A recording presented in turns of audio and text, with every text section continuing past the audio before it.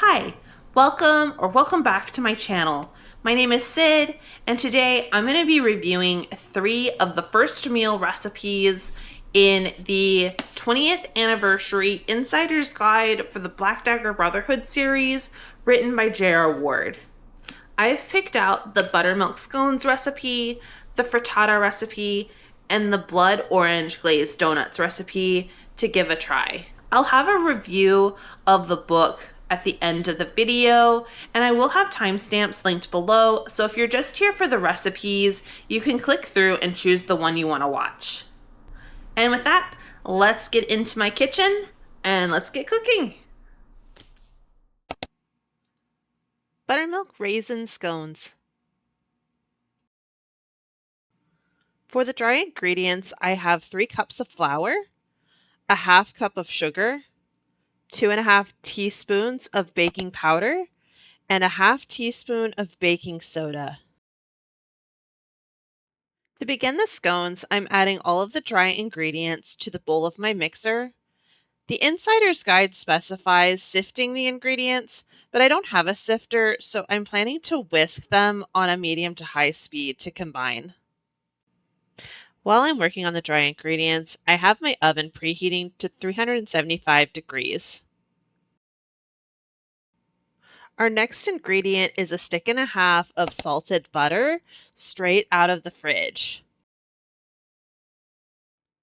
With my mixer at medium speed, I started adding the small pats of butter. My butter was a little bit too cold, so I did end up using my fingers to break it down to get it the right consistency. When the butter has been fully incorporated into the dry ingredients, it should have the texture of a coarse grain. For the wet ingredients, I have 1 cup of buttermilk and 1/4 cup of regular milk. I added both milks as well as about 3/4 of a cup of raisins to our mixing bowl. Once it was fully mixed, I cut the dough into 2 halves. I floured my working surface and started working with my dough. It did come out a bit stickier than I anticipated, so I did use some extra flour to get it into shape. I patted the dough into a rectangle shape that was about 1 inch thick. And then I cut this rectangle into 3 shapes that vaguely resembled triangles. I added them to a parchment paper lined baking sheet and popped them into the oven. The Insider Guide specifies that the scones should bake at 375 for 10 minutes. However, this did not seem long enough to me, and I did put them in for an additional 8 minutes until they got golden brown on top. I've never made scones before, but this was so much fun. They taste amazing, and they were pretty simple to do once I got the hang of how sticky the dough was. I would definitely make these again.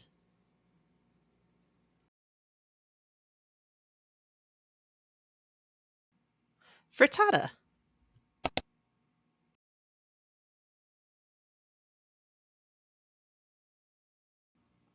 The next recipe that I'm going to try from the Insider's Guide is the frittata. Our ingredients are 8 eggs, 1 cup of cheese, a half cup of milk, a half teaspoon of salt, and a half teaspoon of pepper. I chose sharp cheddar for this recipe. I started preheating the oven at 375, and then I got a large mixing bowl and added in the eggs, milk, cheese, salt, and pepper.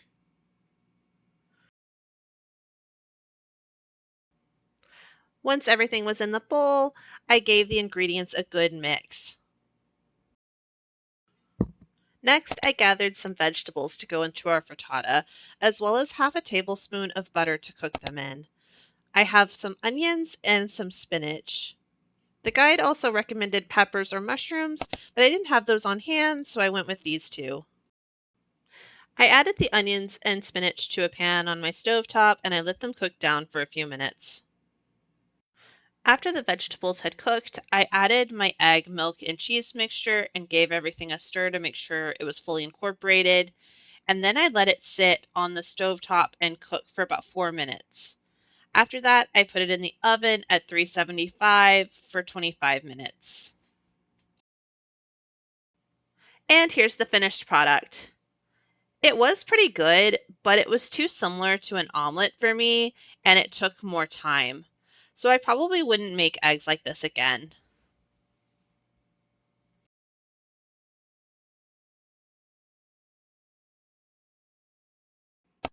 Blood Orange Glazed Donuts.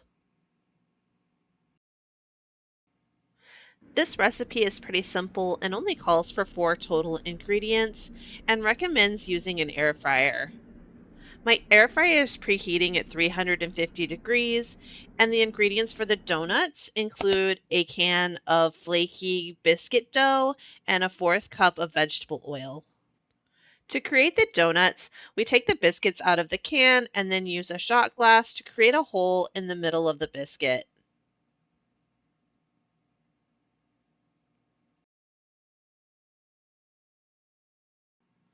Our next step in this process is to coat the outside of the donuts in vegetable oil. It would have helped if I'd had one of those little pastry brushes to brush the oil on, but I didn't, so I used a paper towel. It seemed to work okay, but it was really messy. After I coated them in oil on all sides, I put them in the air fryer at 350 degrees.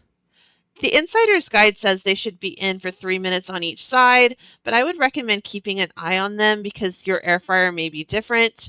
Mine seemed to get them done in about 2 minutes. Once the donuts were in the air fryer, I started working on the icing. I added the orange juice to the powdered sugar, and then I started stirring. Once the icing finally looked like actual icing, I pulled the donuts out of the air fryer and I dunked them into the bowl. The guide specifies that you want to coat the entire donut, but I thought that was overkill and I only did one side. And that's pretty much all there is to this recipe.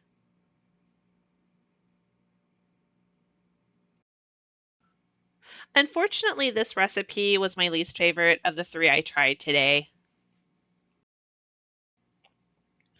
It was a pretty quick and easy recipe, especially using the pre-made dough, but my navel oranges just didn't have a very strong flavor, and not much of the orange came through. So they ended up tasting like biscuits covered in icing.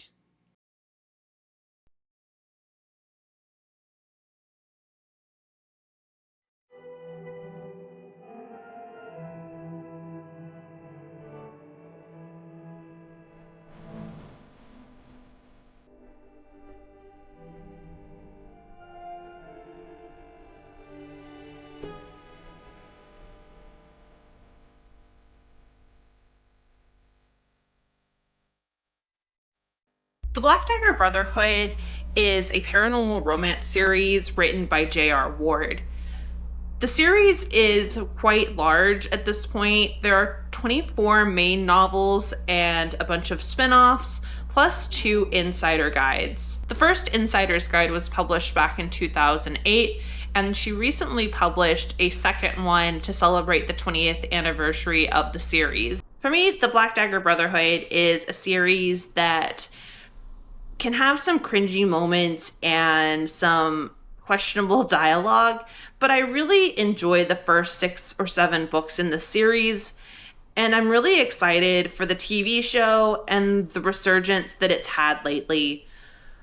But I will say that the series has lost me in later books. I really don't like the time jump to talk about the Brotherhood's kids, so I haven't really purchased or read any of the newer books in the series, but I was excited about the Insider Guide because I read the first one and I thought it had some really cool behind the scenes looks at the brothers' lives outside of the main series. Unfortunately, this book just fell completely flat for me and I didn't really enjoy it. I've liked having the opportunity to try out the recipes, but for the most part, the book just seems like complete filler. There are horoscope sections, there's a list of Bella's romance novel recommendations, which just felt like advertisements to me. There was a playlist, and there's a whole large section for tips for aspiring authors. That part was probably useful, but since I'm not an aspiring author, it just didn't feel like something that I needed in this book. I wanted more of the Brotherhood and less of that type of content. I also, like I said, am not a fan of the time jump. So the novella in the back with Wrath, Beth, and Little Wrath just didn't interest me at all. Unfortunately, I didn't do a whole lot of research before I picked this book up. Otherwise, I might have skipped it altogether. The recipe part was fun, and I have enjoyed trying these 3 recipes. I may go back and do a follow-up video and try some of the luncheon or first meal recipes as well. But I also felt like they were a bit of a missed opportunity for J.R. Ward. In some books that feature recipes, they have more information about the recipe and why it's relevant to either the characters or the world that we're in. And in this book, J.R. Ward just gives us one sentence about this particular recipe being someone's favorite. And I thought that she could have really had fun with this and given us so much more information, given how vast this world currently is with all of the books in the series. And since we didn't get that, again, it just made it feel more like random recipes thrown into this book to fill space. So I did give this book a 1 star on my Goodreads, and I'll probably end up unhauling this book at some point in the future, just so it's not taking up shelf space. But thank you so much for coming with me on this culinary book review journey. We will see you guys in the next video. Bye!